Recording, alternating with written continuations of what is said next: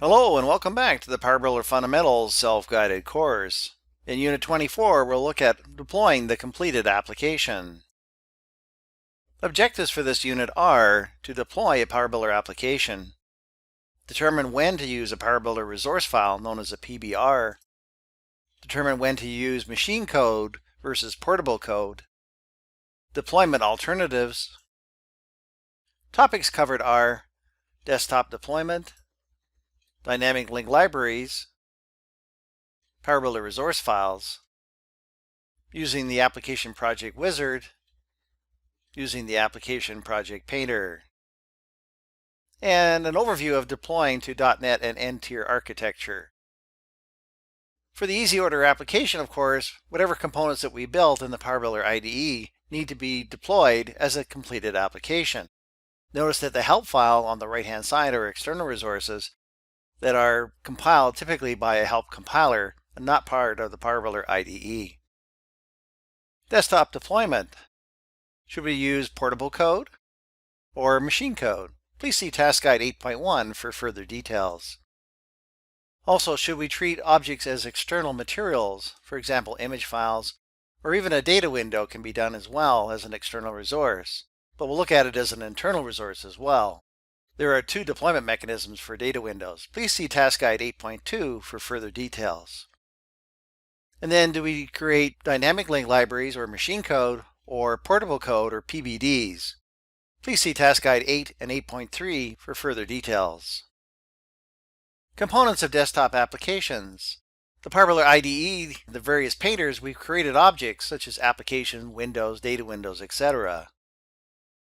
You'll notice on the right-hand side, any object that we've created and saved in a Power Builder library as part of the Power Builder IDE painters are application components. External resources such as images, icons for menus, help files from a help subsystem, or initialization files are external resources that also need to be deployed, and you have some options in that area that we'll have a look at. So creating the desktop executable, option number 1, variation number 1, compile everything into one large executable and deploy all the external resources separately. Variation number 2 on that, compile one large executable and link the external resources into the executable. Another creation option is to basically create a small executable and then compile the remainder of your application into Power Builder dynamic libraries. A variation of that is to do exactly the same thing, but link the external resources into the executable or a dynamic link library. An example of a common PBD may be ancestor objects that you'd like to be able to share among your various applications that you're going to build. You don't want the other application teams, however, to modify the source code. So you're deploying your ancestor objects as compiled objects, or PBD. So your application executable can use that PBD, and also other applications can use that PBD as well. So various client platforms supported by Power Builder. Windows Desktop or tablet version of Microsoft Windows. Again, the version of that varies based on the version of Power Builder that you have installed. Please consult your Power Builder documentation for compatibility. For Microsoft Windows Server operating system, again, please refer to the documentation for version compatibility as it varies with the version of Power Builder that you have installed. Notice that in Power Builder 12.6 or higher, you have the option of compiling 32 or 64-bit application executables for deployment. If you're going to deploy to the Apple iOS operating system, that requires the Appian Power Server mobile server. If you're going to deploy applications for Android use, again, you'll need the Appian Power Server mobile application server.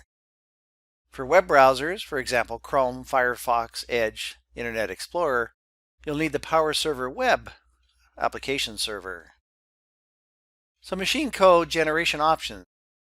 Machine code compiles to a dynamic link library.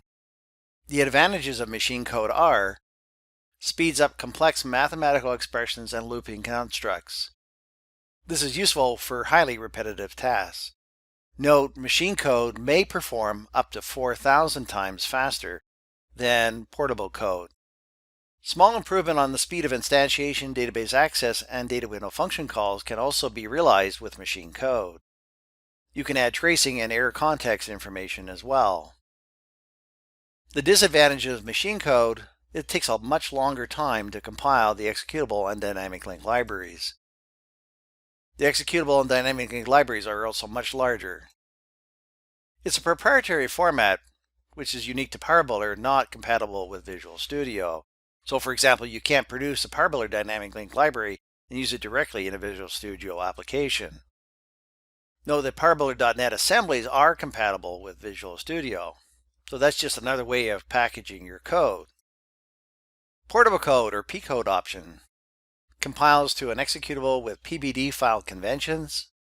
The advantages of P-code is a much faster compile, great for quick unit testing, produces a smaller executable, and smaller dynamic link libraries. Disadvantages: it's interpreted, therefore it's going to run slower in certain contexts. Should I use machine code or portable code? Recommended that performance testing be performed under actual end user conditions to determine using machine code or P-code. Creating a PBD. If you have an original PowerBuilder library, you can ask the project painter to create an equivalent PBD. Or another scenario is you may want to actually create a new PowerBuilder library and copy certain objects that are going to be shared into a new PowerBuilder library, and then generate from that a PBD which will be used by other project teams. So to create a PBD, you can use the library painter. You can invoke the library runtime dialog box where you can see here from a PBL you can create a PBD. Notice if you check the checkbox machine code, then you'll create a dynamic link library. Again, this is a proprietary format.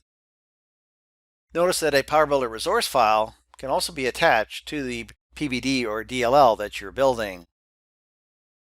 So what is a PBR? It's a PowerBuilder resource file. It's basically a list of external objects.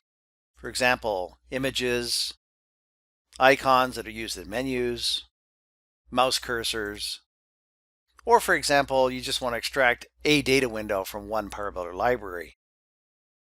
So a PBR are used to map external resources that are dynamically assigned, such as images, for example, assign a value to a picture name within a picture control, icons in a menu, or a data window. Again, PBRs can also be used for internal resources that are dynamically assigned. Note that you do not need to do this if you are compiling using PBDs or DLLs. This is only relevant when compiling one large executable. So for example, data windows, if you assign a data window object dynamically on the fly in your PowerScript code, you'll need to use a PBR. Resource file not needed for data window objects, again, are not required when generating PBDs or DLLs, as every object in a PowerBuilder library is compiled into a PBD or DLL, no exceptions. So create a PBR. You can do that in the PowerBuilder IDE. Notice that it's just a list of files, as you can see here on the right-hand side. In this case, a list of icons, GIFs, PNGs. So using the Project Painter, when you actually say File New in PowerBuilder IDE, you can choose a project. Notice that in the General tab, you'll specify the executable name, and optionally you can attach a PBR with a list of external resources to be compiled into the executable. Notice that you also have the option of choosing the Windows Classic style. We don't recommend using this anymore. This is a backwards compatibility to the Windows XP Windows operating system. Under the code generations, of course, you have P-code and machine code, and under P-code you have the ability to generate either 32-bit or 64-bit executables. Note that this option is not available in PowerBuilder versions less than 12.6. One of the other interesting tab pages in the project will be the actual definition or properties for the executable. This information will be displayed when the user hovers the mouse over top of the executable, or whether install package like Install Shield, use this to install the executable in the user's desktop environment. You notice in the library list this is automatically built for you. You have to decide, however, with a checkbox whether you want to deploy this as a PBD or DLL. Note that in the first General tab, if you choose Machine Code, then when you get to the Library tab page, instead of PBD, the heading will be DLL. Note that the PowerBuilder IDE can also deploy .NET targets. You can choose that by choosing a project and target .NET Web Service. In this case, PowerBuilder generates SOAP Web Services, and it deploys it to the IIS application server. You can also build .NET assemblies as well. You can consume other .NET apps from here, and you also use this as a wrapper inside of Visual Studio, for example, to access web services. So why deploy NVOs to .NET targets? Common logic can be encapsulated in PowerBuilder non-visual objects that can be needed by other applications, such as C++, C#. Allow remote or external access over HTTP protocol. Allow access by multiple front ends, such as web and mobile.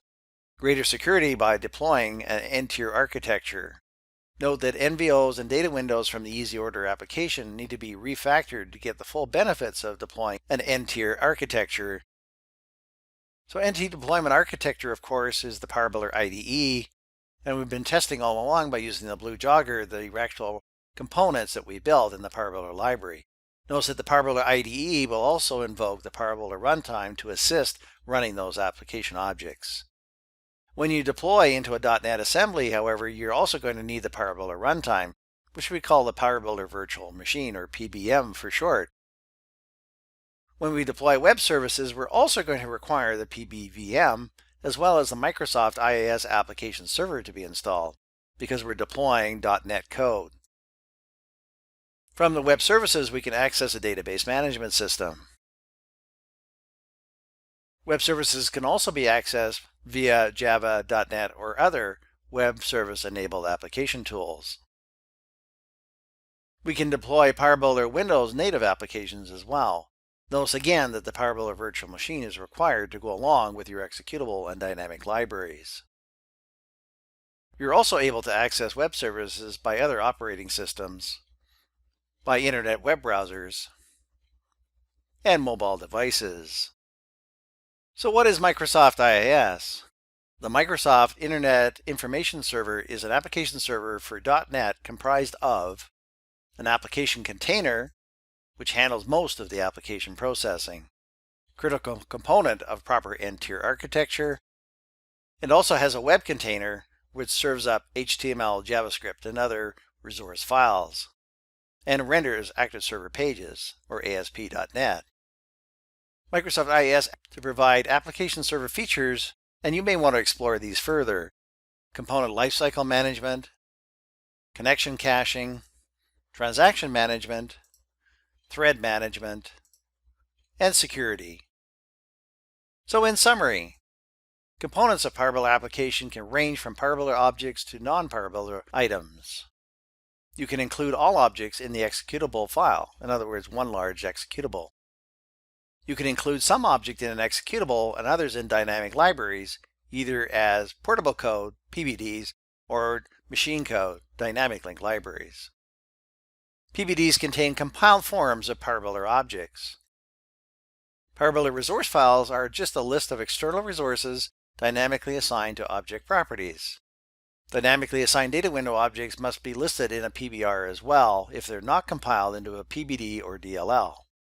The Application Project Wizard sets up a new PowerBuilder application project. You can open the project in the Project Painter and modify it at any time. Use the Project Painter, though, to generate executable and dynamic link library of the associated type. PowerBuilder can deploy to .NET and N-tier architectures as well. The deployment to the N-tier architecture is covered in the more advanced PowerBuilder courses. So get ready to click the icon below when it's pulsating to proceed to the lab video.